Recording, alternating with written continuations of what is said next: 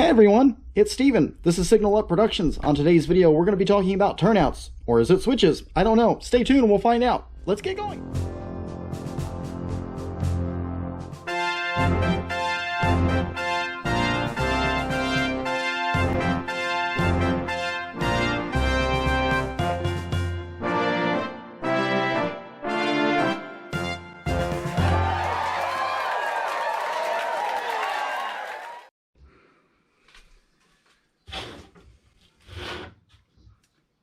Alright, so in model railroading, there seems to be a little bit of confusion as to what to call this device.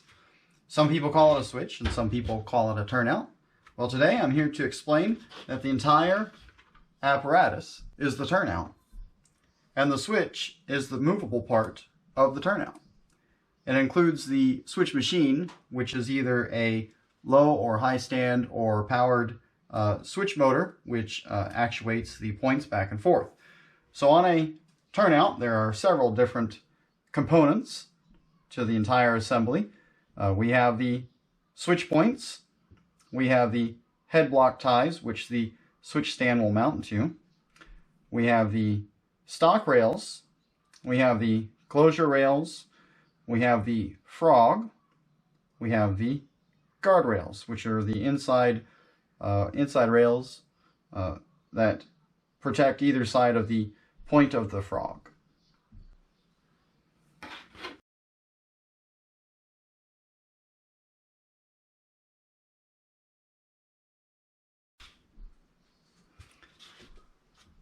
Now, turnouts in America, the geometry is slightly different than turnouts used in other countries around the world, such as Europe.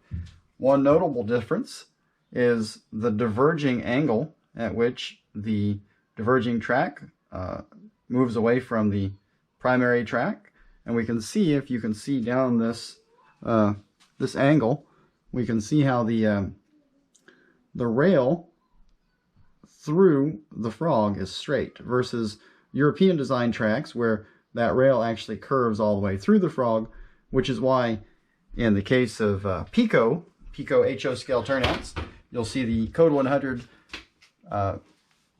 turnouts are typically referred to as small, medium, or large radius, versus the streamlined American version Code 83 stuff is typically referenced in a frog number.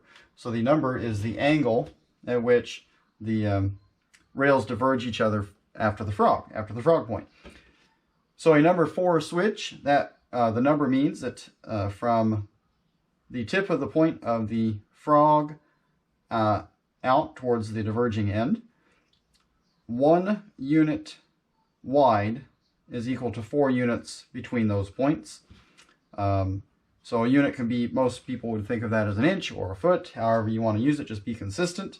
So let's say a scale foot wide here would be 4 scale feet back to the tip of the point of the frog. So this here is a number 10 switch. So if I had 1 scale foot here, I would have 10 scale feet between those 2 points, and that's how we measure the angle of the frog angle. So a number 10 switch is actually a pretty large switch for HO scale. This is excessively large for all but the largest model railroad equipment that you might ever run on your layout. More common is the number 4 and the number 6 switch. I do not have an example of a number 4 here today. I do have an example of a number 6 switch right here. So these switches here are all the new Walthers track switches that just came out a few years ago. These are not made from the Shinohara molds that Walthers used to sell many years ago. These are all newly designed turnouts, and we'll talk more about those in just a minute. I also have an example of a Pico Code 83 Streamline number 8 turnout. I have an example of an Atlas number 8 Code 83 turnout, as well as an example of a hand-laid number 6 Code 83 turnout using a Fast Tracks jig and a Fast Tracks Quick Sticks tie, pre-cut tie jig there.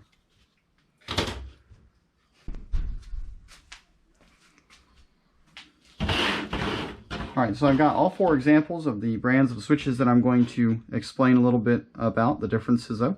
I've got the Walthers, I've got the Pico, I've got an Atlas, and I've got my hand-laid turnout. I'm going to explain a few of the similarities and the differences of each. So let's start with the Walthers turnout here. To begin, it is code 83. One thing that I do like about the new Walthers track is the closure rail is solid all the way down to the points. A lot of switches, for instance the Pico, it has a hinge between the closure rails and the point rails, as do the Atlas. There's a hinge right there, so those rails are technically only connected by a jumper. So that is a point of failure if you have a lot of dirt, crud, grease, paint, or foreign objects get down in between there. Then you could have continuity issues through your switch points there. So one thing I like about the Walthers is that everything on this switch is 100% bonded together. So you could paint the entire thing with an airbrush and weather the entire switch or the entire turnout, and you wouldn't have to worry about any continuity issues. I would not recommend doing that because you could get crud in between the point rail and the stock rail, which would make it not throw all the way if there's some foreign object in between there. So you want to be careful of doing that. But otherwise, as far as reliability, these should be ultra reliable. I will make note that like most switches or turnouts these days, the frog is metal, and it's connected with this, there's a metal jumper right there that you can attach a feeder wire to and use a hex frog juicer or the contacts of a tortoise switch motor or something like that to power the frog. But otherwise, as it sits right now, this frog is electrically isolated from the rest of the assembly. But that is just a very short section just between these plastic insulators between here and here. That's a very short section, so unless you have just an extremely short piece of equipment that needs powered, you probably won't have any issues with that. Otherwise, 100% the stock rail and closure rail are connected to each, so the adjoining point rail is always the same polarity as the stock rail that it's next to, so you don't have to worry about if your wheels are not perfectly engaged, the back side of the wheels bridging the gap there and causing a short circuit between the point rail and the stock rail. And I will also point out that the rails on the diverging end of the frog are also jumpered through these, I don't know if you can see these little brass jumpers underneath there. So that way, all the rail is all 100% power. You could put your feeder wires on this end of the switch, or you can put them at this end of the switch, whichever, and the entire switch is going to be powered through those set of feeders. So you don't have to worry about cutting any gaps, putting any insulators on the ends of the frogs, nothing like that. This is pretty dummy proof. Just install that on your layout, put 2 feeder wires in, and the entire turnout assembly is electrically ready to go. Moving on to the Pico, I do only have the example of the Electro Frog Pico here. So I will make a few notes on the Electro Frog and the design of the Pico altogether. The Pico design allows you to set up these turnouts so that it's power routing. Whichever way the points are thrown is which way the electricity is going to flow on the exit of the frog. That's handy if you have a spur track and you want to park an engine on that track. You can wire it up to where once the switch is thrown for the main line, then that segment of track is dead. I personally don't like to do that. It adds a lot of complexity to how you wire and set up these switches here. On the Electro Frogs, I will also remind you that if you do plan on powering the frog, you won't have to put insulating rail joiners on the rails that exit the frog there. Both rails there you would have to put insulators on. By putting the insulators there, that effectively isolates all of this rail down to the points, and I would not recommend doing that either. I would have you flip over the turnout. You can see there's the jumpers that connect the closure rail to eventually what would be the frog rail there. And if you clip those jumpers, then that isolates that entire section of rail, but then you do have this jumper wire that comes out from the frog. Once again, allows you to use the auxiliary contacts of a tortoise switch motor or a hex frog juicer to power that section. That adds a lot of complexity. So the Pico are good if you want some flexibility, but to do it right, there's an added cost on adding those extra things there. Like the Walthers turnout, I didn't point out a second ago, but they do have a over center spring in the points, so that allows you to just flick the points over just with your finger. Same with the Walthers here. That's really handy if you don't want to have to use any kind of Caboose Industries ground throws or any kind of powered switch motor. You can just flick it with your finger as it is, and that'll hold the points. Versus the Atlas does not have that spring in there. So these are, it's possible you can have the points not pushed all the way over one way or the other if you attempt to just use your finger. So you're required to use some type of switch motor, switch machine with the Atlas.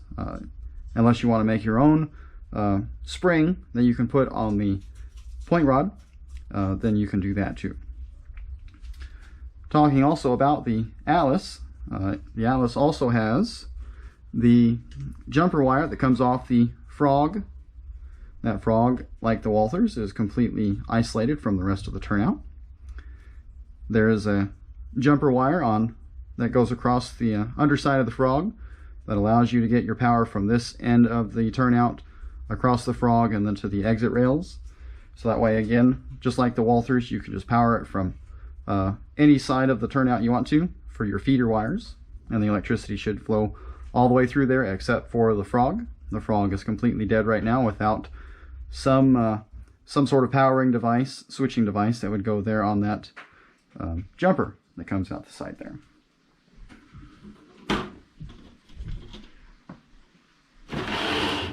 Moving on to my hand-laid turnout that I made several years ago. I used Fast Track's PC board ties and a jig. This is a number 6 turnout. It does work. I did put it on a test board after I had completed it. So electrically, everything on this turnout is connected together except for the rails that exit the frog. They're isolated. They would have to be fed from the back side or whatever track they're connected to. And then the frog area is also isolated from these gaps. Hopefully you guys can see them there. There's gaps there, and there's a set of gaps right there, so that isolates the frog. I could add a jumper feeder wire to the frog and make it just like the other first 3 turnouts we looked at, to be able to power the frog separately from a external device.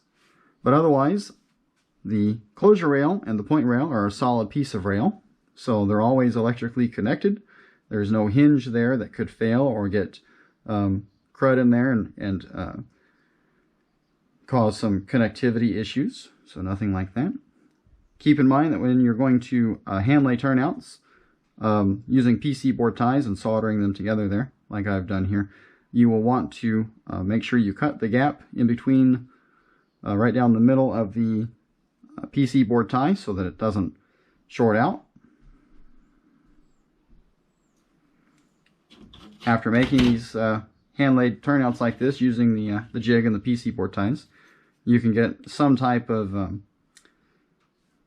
pre-made tie assembly here that, especially like this here, is designed to use the same jig that the Fast Track's turnout is made from. And those ties will just glue onto there, and then I can snap off the holders, and I'll have an assembled hand-laid turnout. Cost effective. With the tie, it cost me about $10 to $12 to hand lay one of these, versus upwards of $20 to $25 for a commercially made one. The advantage there is if you are going to be having a lot of turnouts on your layout, you may want to consider hand laying if that's a skill that you possess and you have the free time to do that. It takes about, I would say, it took me about 15 to 20 minutes to make this turnout. So if you have several free nights, you can bump out a lot of hand laid turnouts. But if time is a consideration, then you have to go with commercial. You just have to pay a little bit more money for it. If you have 40 or 50 turnouts on a large basement layout, then you're going to be feeling the pinch of that expense, I'm sure.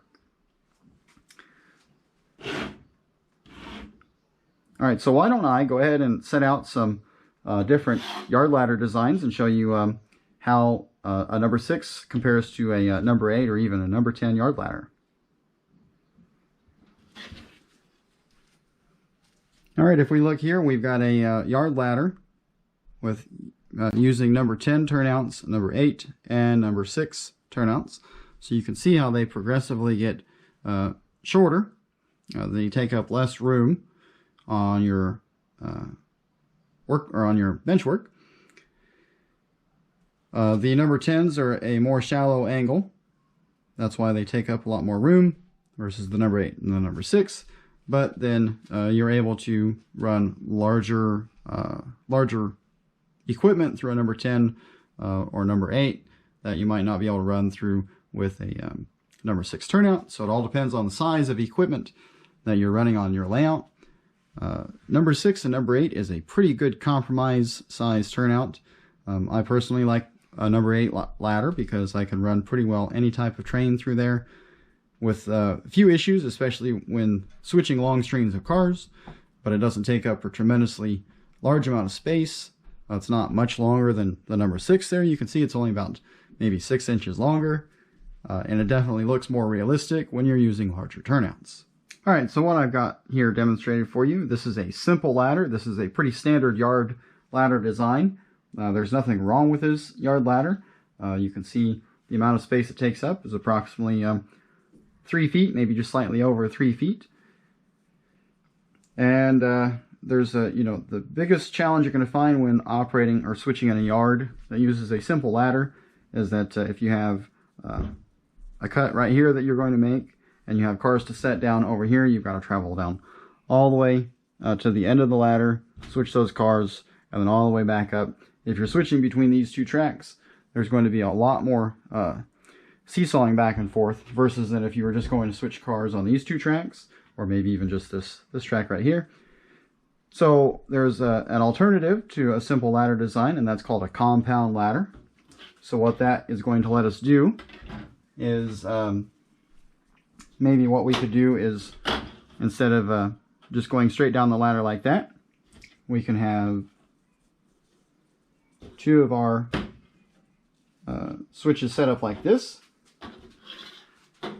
And then we're switching just between maybe these 2 tracks or these 2 tracks by only having to go that far versus all the way down. So we've got 4 tracks that we can switch right together, separate from the additional 5th track there. It also gives us a yard ladder that goes to 5 tracks in the same amount of space that would normally go to 3. So there's many different ways you can set up a compound yard ladder. That's just one example. Another example that we can do is we can do a ladder that looks about like this. We can go here. And so something like that. That also qualifies as a compound yard ladder. There's just a lot of different arrangements that you can use these turnouts using a combination of left and right hand turnouts to build a very compound yard ladder that gets you a lot of space in your body tracks for bringing in your trains without taking a whole lot of room on the bench work. It also makes it a little more efficient to switch using a ladder like this.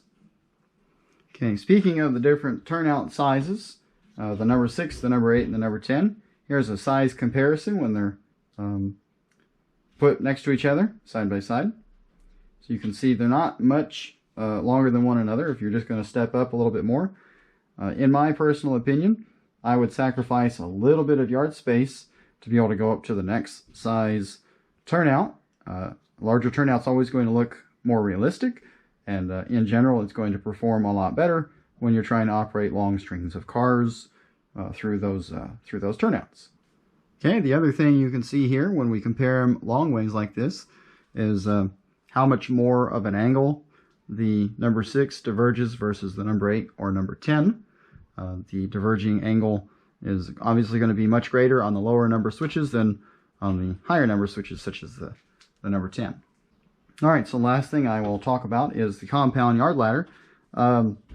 You're not limited to just using just a single size frog angle on your turnouts, on your yard ladder.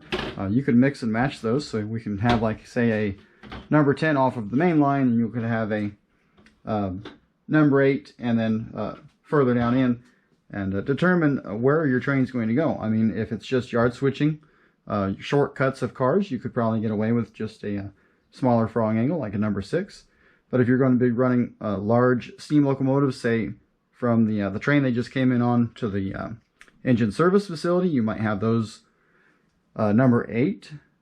Whole trains coming in and off the main line as an entire train, you may have larger turnouts such as a number 10, where the trains come and go off the main line.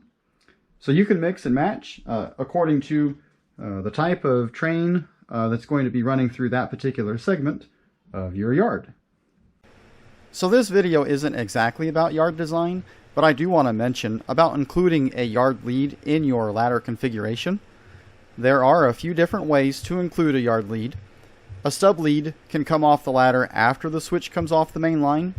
The advantage to this design is you can pull the yard engine and a cut of cars clear of the ladder to allow trains to arrive and depart. The second, and usually more popular design, more common that I've seen in most layouts, is to have the lead come straight off the main line and go right into the ladder. If you choose this design, consider adding a crossover just past the ladder to allow trains to arrive and depart without getting in the way of the yard crew switching on the ladder. If you guys would like me to do a video on yard design and functionality and the different types of yards used on railroads, go ahead and leave a comment down below and I'll get to work on that as soon as I can. Alright, so that's it for this video talking about turnouts and different yard ladder designs. If you're new to the channel, go ahead and subscribe. Click that bell icon so you're notified every time I upload a new video. If you have any questions about turnouts or switches and different ladder designs, go ahead and leave those in the comments down below. We'll look for you guys on the next video.